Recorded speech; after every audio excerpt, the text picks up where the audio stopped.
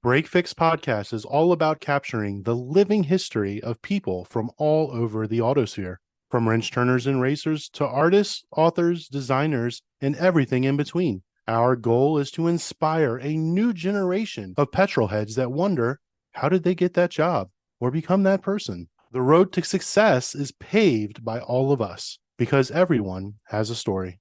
The following episode is brought to us in part by the Women in Motorsports North America, a community of professional women and men devoted to supporting opportunities for women across all disciplines of motorsport by creating an inclusive, resourceful environment to foster mentorship, advocacy, education, and growth, thereby ensuring the continued strength and successful future of our sport. Tonight's guest is an accomplished race car driver, team owner, law student, writer for Speed Sport, and co-host of On the Drive. Throughout her 22-year racing tenure, she has won numerous races, championships, awards, and set records that not only pertain to her gender, but also in a diverse portfolio of race cars on varying race surfaces. As a United States Auto Club USAC champion, Taylor Ferns has carved a name for herself within the open wheel ranks, including but not limited to being the youngest female driver to win a sprint car race, becoming the first female to win a USAC midget and sprint car races at a multitude of racetracks, being the second female ever to win a USAC championship, having the most USAC Silver Crown starts by a female, and having the highest finish by a female in USAC's 51-year Silver Crown history. She's here with us on Break Fix to share her motorsports journey with you. And with that, let's welcome Taylor to Break Fix. Hi, guys. Thanks for having me. I'm excited to chat with you all. And joining us tonight is our returning co-host of Break Fix, Lauren Goodman, supervising producer of media and exhibitions for the Revs Institute. So welcome back to the show, Lauren. Thanks for having me. Well, Taylor, like all good Break Fix stories, there's a super heroine origin story. So tell us about the who, what, where, and when of you. How did you get into motorsports? Did you come from a racing family? Did you pick it up as a hobby? How did you get into this? Like a lot of people I feel like you interact with in motorsports, a lot of them come from some form of a racing background or parents, that were mechanics or did something within the motorsports community in some way. My two uncles on my maternal side actually raced late models and stock cars back in the 80s and early 90s. As soon as I came around, I was just always grew up around it. Daytona 500s were like the Super Bowl to us, and kind of always had an idea at a young age that I was going to do something in motorsports, as weird as it sounds, like reflecting on it. But at such a young age, there wasn't a lot of visible females within the industry, so I never really was sure what that was going to be. When I was 6 years old, my dad and my uncle, who had previously raced, did some research, and a neighbor of ours had a quarter midget, which is like a go-kart with a roll cage around it. And they found one for sale in nearby Lansing, Michigan, like an hour and a half away from our home. It was like a family weekend trip. They have two younger siblings, and my parents all hopped in the Yukon and we drove to Lansing. And as soon as I sat in the car, I just fell in love with it. I've been hooked ever since, 22 years on, and I'm still here. I did take a few years off there. I had some gap years. Racing's expensive, so it takes a lot of money, a lot of support to do this. And I knew if I was to go any further, I was going to need a lot more money than what I was already fortunate to have access to. But it was going to take even more than that. And so my dad was just kind of like, it's time to maybe focus on the education and kind of always come back and do this. Took some time off, went for my bachelor's, graduated with honors, went for my master's. I started at law school, and my job that I worked for 5 years as an operations director at the Sam Bernstein law firm. Working there is what brought me back in a way, because they helped sponsor me. And when I started racing again in 2019, they helped get me back on the track. If it wasn't for them, maybe I wouldn't be talking to you right now. I have lawyers coming out the wazoo in my family. My dad, my sister, my first cousin once removed. My time in the law firm showed me that the law wasn't for me. But what's really interesting, but I really like track. Yeah. My question is, you who love being on the track, what is it about the law that is still really interesting? When I was in high school, I was obsessed with racing. Obviously, I still am. But as a teenager in high school and already missing 60 days a year, I was like, I don't even see myself going to college. Like, that was my mentality. When I started going to Grand Valley State University and I took my business law class, I joke and say this story, but the first 2 weeks, the professor was like, oh, Michigan State has a special eventual 3-and-3 program. If you're interested, come see me. And I would just laugh. I'm like, there's no way I'm going to put my time and be done. 2 weeks later, I was in Professor Sanford's office. Like, how do I get into this Michigan State 3-and-3 program? I mean, I was just obsessed with the business law class. At that time I wasn't racing. And so, I put so much time, focus, energy, competition. And to me, a lot of it, I think, was the competition and the speed with racing. And so when I didn't have that anymore, I was trying to compete with my academics. And this isn't a dig or anything on marketing, but I was originally like marketing and entrepreneurship major. And I ended up switching to finance and economics because I wanted something that was just going to be super challenging for me. I think it was almost like the way of like complex thinking really challenged me. And then I felt like I had a lot to relate to as far as like the business realm goes. Seeing my parents growing up like run their own businesses and, my grandfather the same way. There's a lot of overlap there. Here I am. I'm graduating this May. So I definitely think a lot of it just goes back to the challenge of it. I love challenging myself. And so I feel like people will see that in a lot of the things that I take on. Talking about the family business and sort of assessing the lay of the land and bringing your law degree with you, have you found a way to partner together your racing career and your law aspirations? Are you looking for a way to marry the two up? 100%. Actually, it was when I first sat down to take the LSAT, it was like a light bulb went off in my brain because, I come from an open wheel racing background. And then when I was 16, 17, I dabbled in late models and stock cars a little bit, like with ARCA. And I raced with the Venturinis for a few races because I wanted to go NASCAR racing. In that time, I dealt with a lot of contracts and, sponsorships. And so I had an attorney that did a lot of that work within motorsports. So, when I sat down and took the LSAT, I was like, I want to do what Alan Miller does and represent drivers and work on contracts and things of that nature. And it was all business related. Ever since then, it was my vision from then has almost come to fruition now because I talk to some of the sanctioning bodies I have close relationships with and then I network with. And one of them was like, when you're done with law school, we'll set you up with an office in Indy and can work out of here and do a lot of the racing stuff for us. I know I might have opportunities working in other law firms that do like contract work and things of that nature within racing as well. I'm definitely going to stay within motorsports. It's definitely going to be the merger of two passions. So let's dive into your racing a little bit more. You've mentioned some of the different cars you've driven, and obviously you were thrown right into the arena of circle track and short track racing. Your world is really interesting, and people don't really realize how nuanced it is and how many different disciplines exist. Dirt versus asphalt versus short track versus sprint cars and midgets. I mean, there's so many different things going on there. Yeah. What was the progression like for you? You wanted to go to NASCAR, but did it get easier as you went up? Did it get more difficult? Which cars were the most fun to drive? Those kinds of things. For someone who wanted to go to NASCAR, that was a very unconventional route that I went. I started off in quarter midgets. I did bandoleros. I went 600 micro sprint racing. And then I just automatically, by the time I was 12 and 13, I started in full size midget. And then I got into sprint cars when I was 14. And then I started racing USAC Silver Crown when I was 16, while at the same time dabbling in late models and ARCA, mixing up the open wheel cars with the fender cars. At a young age, you kind of go with what you know. So when I was younger, I grew up around NASCAR. Like that was the epitome, especially for my family. So it was natural and organic for me to be like, I want to go NASCAR racing. Well, at the same point in time, I loved open wheel. When I started racing the late models and the stock car stuff, I loved it and I took naturally to it. Obviously, for me to continue on, that was going to take a lot more money. And for me, I love any race car I can get into and drive. But as far as my favorite cars to race, I will always say it's sprint cars. And obviously, like you had said, there's so many different variations of that. I mean, you could have a wing pavement sprint car, you could have a wing dirt sprint car, a non-wing pavement sprint car, a non-wing dirt sprint car. Then obviously you have the different engine sizes, so on and so forth. I started racing sprint cars when I was 14 and I'm 28 now, and I'll still say I make it known that I love sprint car racing.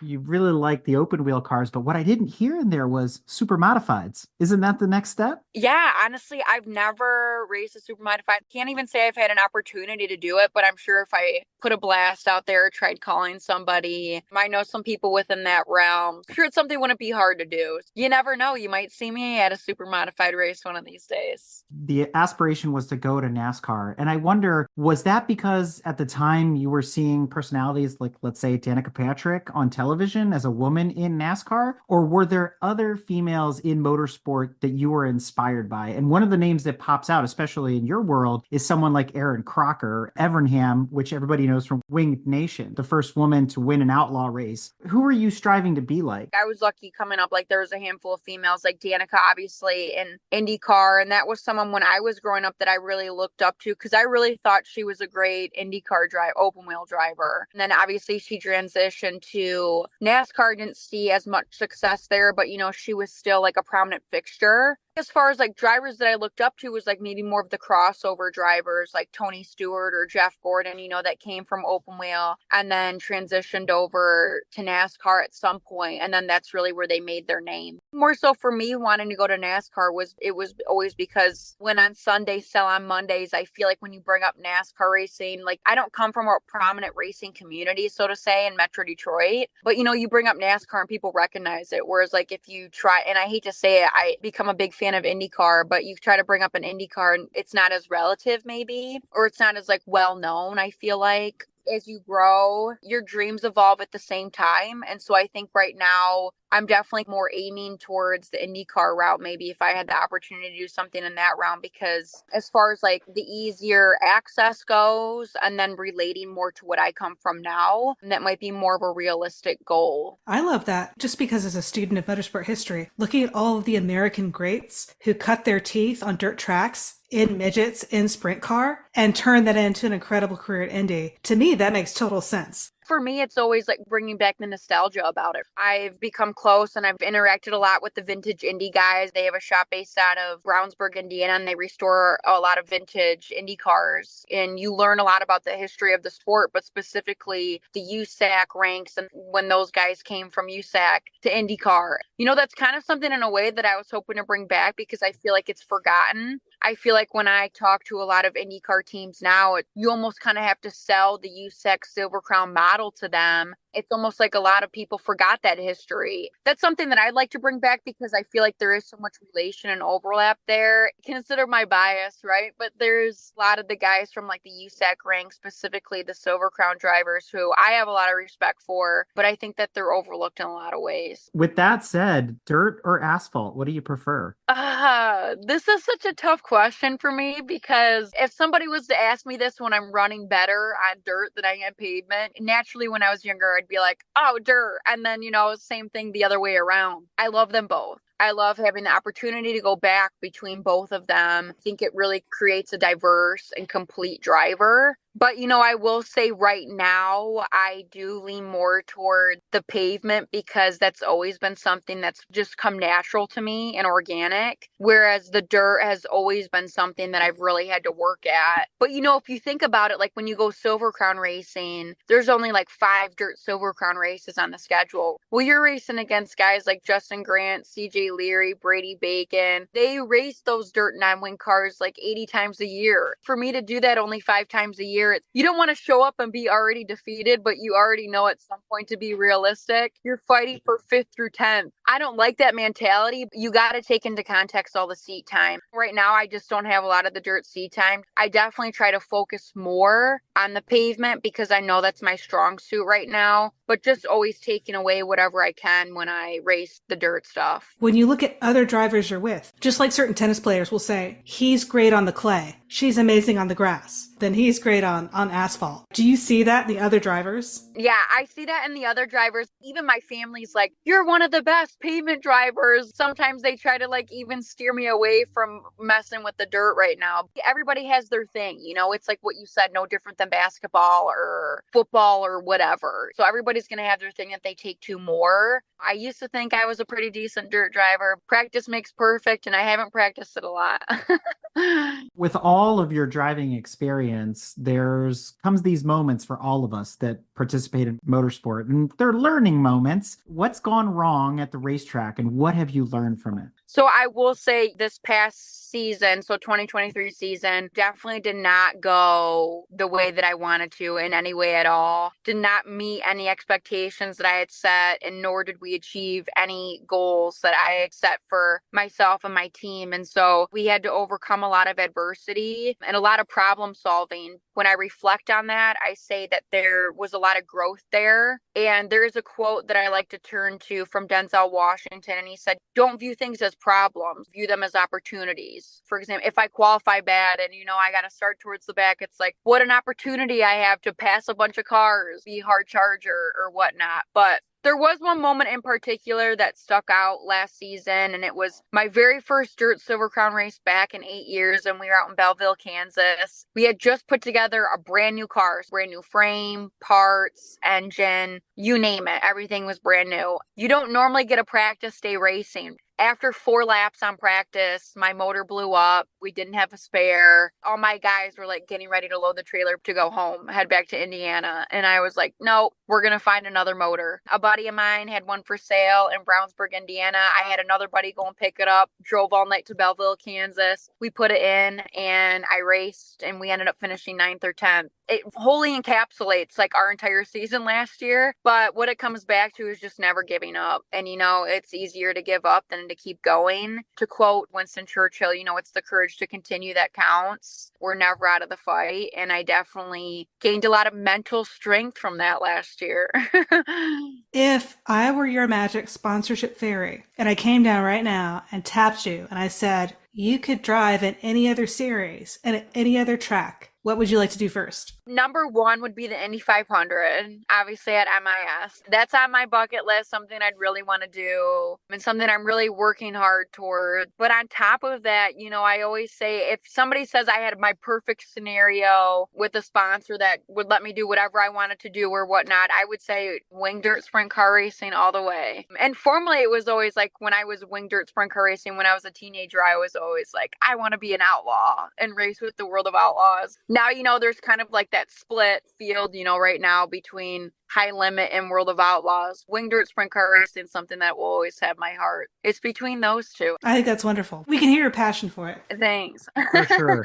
Going back to your aspirations for NASCAR, there's been a lot of changes happening lately, and especially last year. And I want to kind of get your take on things like Garage 56 and how that really shook up motorsports. It's a really interesting concept. It's a really great marketing tactic, brings a lot of extra attention. And as far as like globalization goes, like international influence, bringing those international fans over, because it also overlaps with the whole Formula One Drive to Survive on Netflix and how that really brought in the American fan base, because the statistics prior to Drive to Survive and how Formula One was like barely making it, or they barely got the field that they do now as far as like fan base goes at Circuit of Americas in Austin. And now they're selling out, and now added 2 American races within the past 2 years. That's unheard of. And NASCAR is probably trying to do the same thing. Steve Phelps with NASCAR, I've interacted with him a handful of times at the Women in Motorsport events. And, he definitely really has that corporate mindset. And,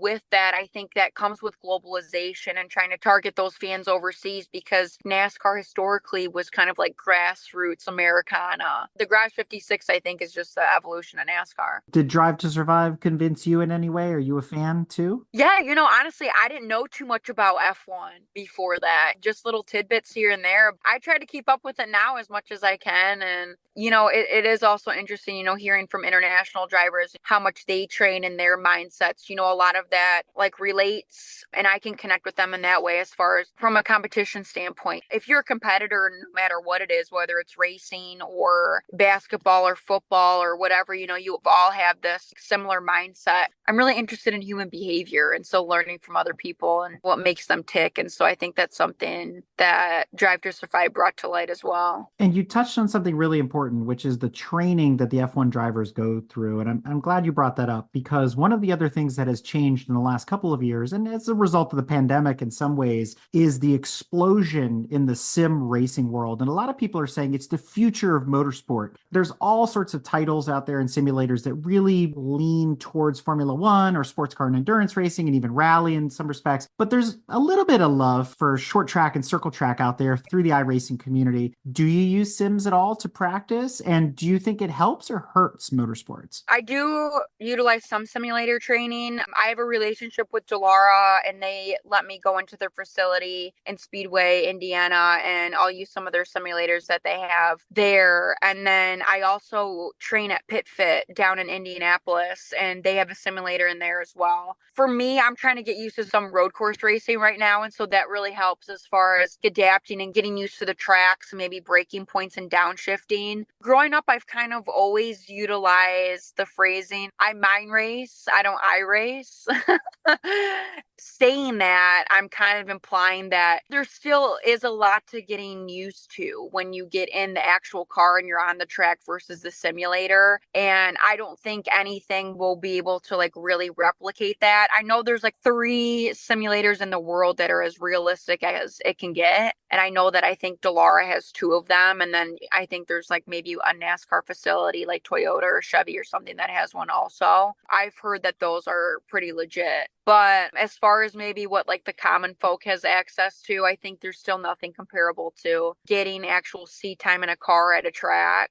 I was at Skip Barber Racing School in September doing some road course training, and there was a student there that was in the school, and he had just always sim raced. And so this was his first time like actually getting on the track, utilizing those skills that he had learned on the simulator. And it was really interesting because, you know, he did have some speed, but it was funny because one of the trainers was like, oh, you can tell he's an iRacer based on some of like his technique. You know, I wish I would have inquired a little bit more about what he meant as far as like his techniques and like how you could actually tell, but I just thought that was like a funny takeaway. I've experienced only very low speeds at high performance driver education, but I'm telling you, the effects on your body are extreme. Yeah. I was not anticipating how it's like running a marathon, driving a car for long periods of time. Yeah. I've, of course, subscribed to like all the things, all of like the F1 TV and the WRC Plus, blah, blah, blah. And then they'll often feature there, this is our e-racing, our sim racing. And like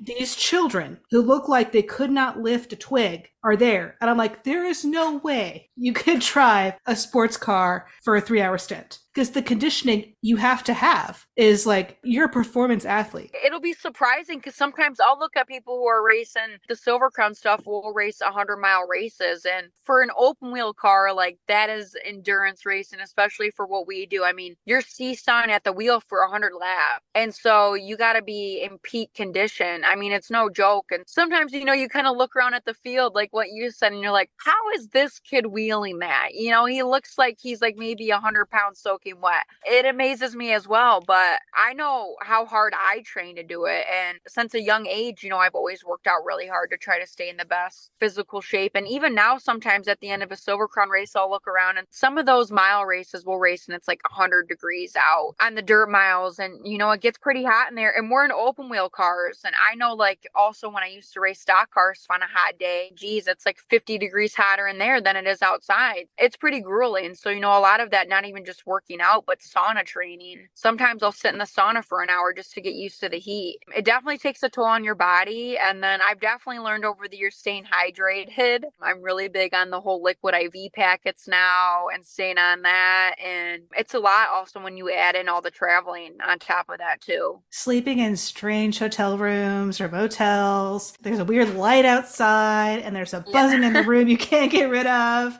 and you can't sleep. So you've been to Mid-Ohio is what you're saying. I got you. It's all good. Yeah, no, I'm just kidding.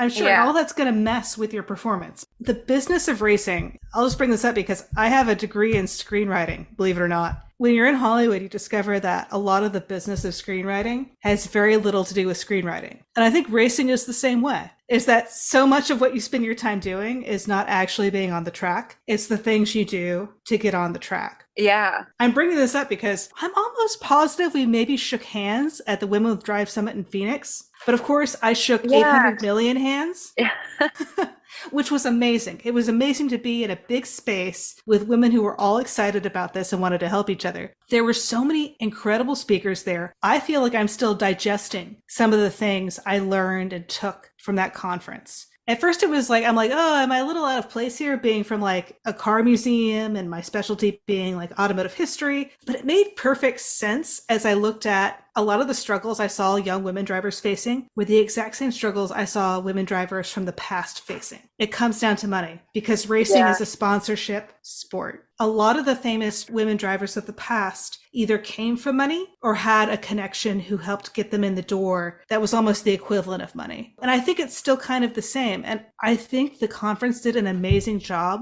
for a lot of these young drivers saying like, we're going to give you workshops and breakouts about, okay, you can't control this thing, what companies are going to decide to spend on marketing. But you can control these other things. One of the keynote sessions was about this, is that companies don't realize what a good deal women in sports are. I'm just curious to know, does that reflect what you've experienced? Is that for companies, why aren't they pouring money into this? Because people who follow women's sports and women in sports, they spend the money. They're committed. I was doing some testing and I connected with an agent of some sorts, and she represented a manufacturing brand. We had conversed a lot, so on and so forth throughout the couple days. And she ended up telling me, I get a lot of high profile brands all the time. They want to get in women in sports. And she was saying it's such a hot commodity right now. We're trying to find everywhere we can to allocate money to women in sports. So I'm like over here raising my hand, like me.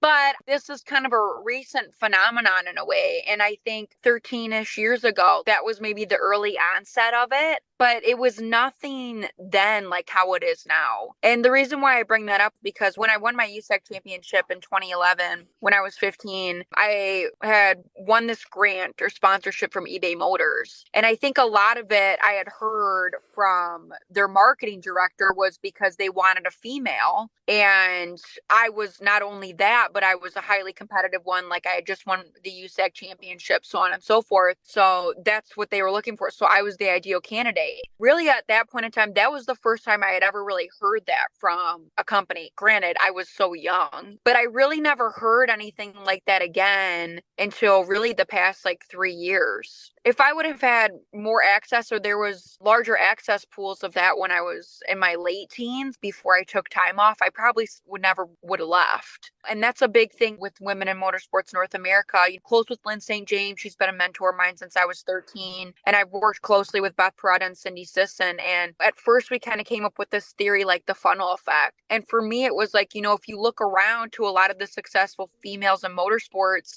around the ages of like 18 to 22 to 23, you start losing them because they get to this point to where, and it's no different with girls than it is with males, but because there's so few females involved, especially from a driver perspective, when you already only have, let's just say 8% of the pool, and you lose like your 6%, when you get to that certain segment or like ladder, you're losing a lot of your participation. We figured that, girls are getting opportunities to go elsewhere, whether they're going to get an education or they settle down and get married and have kids, because they realize it's kind of like the glass ceiling. Like there's nowhere to go from there if they don't have access to money. Not to say that's just specific to the girls, because it does happen to the males too, obviously, in greater proportions to the females because there's so few.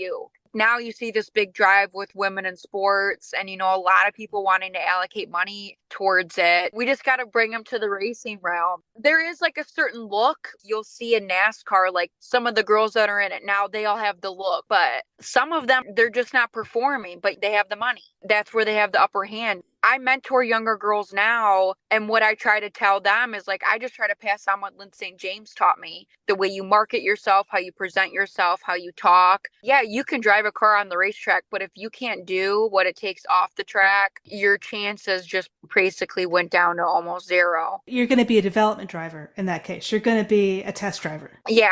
They still make a paycheck too. Everybody's got a job. They play an important role. But I'm just saying, from a historical perspective, as I look at some of of the greats from our past, this has always been the case. This is nothing new. But you're absolutely right, because the racing funnel is always, in Hollywood is the same way, always whittling down people. But if you don't have a 50-50 split at the top of the funnel, obviously you're not going to have a 50-50 split when the funnel gets narrower. Yeah. So it becomes a vicious circle where only the wealthy, only the white, and only the male are getting the opportunities because they can show up for the opportunity and not have to go to school and not have to raise the kids. I attended a expo in Philly, which catered to the circle track late model dirt world. And what was really interesting about that is I went to booth and teams are there, either representing their engineering or representing the drivers. I was sort of taken aback by how many young women drivers there were in the different disciplines of short track and circle track racing. And I was like, wow, you don't see this in open wheel, Indy Lights, even Formula W is gone. Let's just say there hasn't been another female rally driver in like 30 years, those kinds of things.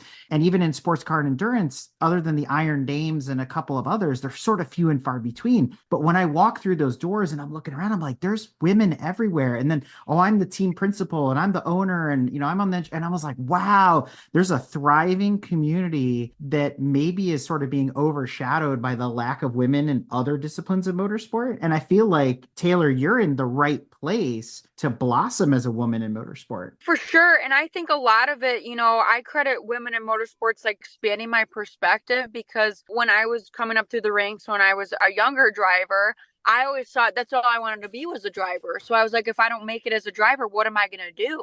So then I went off to school and I, at one point thought, that was it. I wasn't going to have anything else to do with racing. Then when I came back and started racing again and I reconnected with Lynn and Beth Peretta, and you see Beth, she owns her own team with Peretta Autosport. That kind of got me thinking I didn't always have to just be the driver. If I couldn't afford to race anymore, I could have went off and been an engineer, worked on the pit box and done something, or been a team manager. It's not like I still can't do that stuff when I'm done driving. We talk about being an attorney in motorsports. Really credit WIMNA to that as well, because sometimes social media and stuff, now you kind of have greater glimpses to that. 10 years ago, the visibility wasn't as high. I credit them for expanding my perspective. And so, I try to pass that on to the younger girls I work with as well. If you could make one change to USAC right now that you feel would expand the table, what do you think that would be? Diversify their board.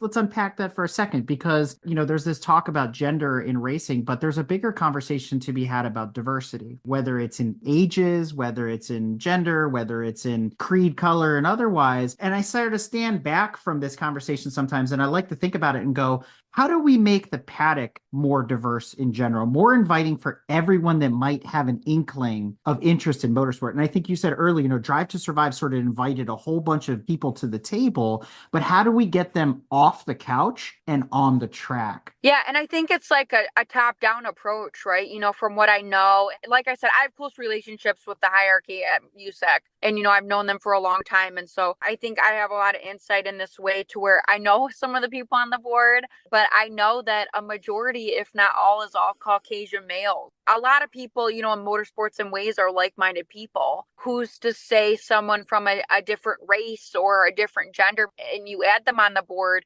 imagine like all the greater concoctions of ideas that could come from that and how it would benefit the growth of the sport. I hold a lot of meetings with them and try to, pick their brains and give them ideas on stuff to do to kind of expand as far as like the grassroots racing with the Silver Crown, the midget, and the sprint cars that USAC kind of oversees. Maybe one day you'll see me on the board. I don't, never know. I was about to say, I will start your campaign. Do you want that right now? I will run your campaign. Yeah, Taylor for the board. Contact Kevin Miller. I'm going to call him up maybe tomorrow. You joke, but I will be making calls. All right. And then suddenly Cindy Sisson's going to be on the case. And then it's all over. Oh, yeah. Gosh, maybe Cindy on the case. She'll be barking up that tree for sure. If a young girl walked up to you today and asked, why do you race? what would you say? Because I love it. It's my passion. But aside from that, I'm obsessed with the lifestyle. I'm obsessed with the art of competition, the speed, the adrenaline rush, like the challenges. And I think overseeing in the long run, like how a race unfolds, analyzing the cars around you and where you can pick up speed and how. There's just so many elements that go into not only making a car go around the track, but making it go around the fast and the fastest. Maybe that's why I also am going to law school at the same point in time, because it's all the complexities. But, for me, it's like an all-encompassing thing. I feel like with racing, you have to love it all. Otherwise, you're not going to be completely enthralled with it. You have to love to travel. Otherwise, there's so much that comes into it. You're going to have to at some point interact with the business stuff and the business side. But if you don't have the passion for it, you're most likely not going to go very far, just be a weekend warrior. It's all of it together. That said, what's next, Taylor? Any spoilers, big events you're going to be at, something you want to tell us about? So I will be working with Skip Barber again in a few weeks. I'll be in Sebring testing a road course car. And then also with my podcast On the Drive, we'll be following the sprint cars, maybe hit some late model races up and things of that nature. As far as my racing plans, kind of saying this year I'm going to be a little non-committal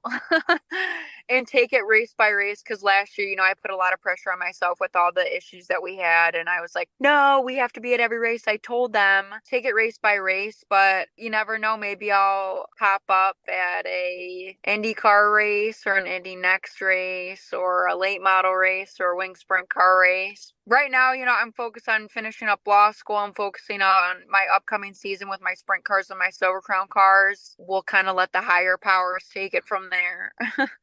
Well, Taylor, we've reached that part of the episode where I like to invite our guests to share any shout-outs, promotions, or anything else we haven't covered thus far. Yeah, so just a big shout out. Obviously, I wouldn't be able to participate in my past couple seasons without the support of Bradford Allen, my sponsor. So I'm super grateful for them and believing in me and just helping me grow and prosper. Mobile One, the Sam Bernstein law firm that I worked at for like 5 years, for kind of helping me bring me back to the track. And, without the support of my family, like each individually, my mom, my dad, my brother, my sister, my extended family, they're all just as obsessed with racing as I am. And, my number one supporters, my grandma and grandpa, they live in North Carolina and they're tuned into Flow Racing, watching all my races. And so, it's all about having a great support system. And, I have that with my team as well, my crew chief, Kevin Bisacker, and my guys that help us out at the track, like Justin Upchurch and Michael Guglielmucci, and surround yourself with a positive group. And, the opportunities are endless. So I'm looking forward to this season.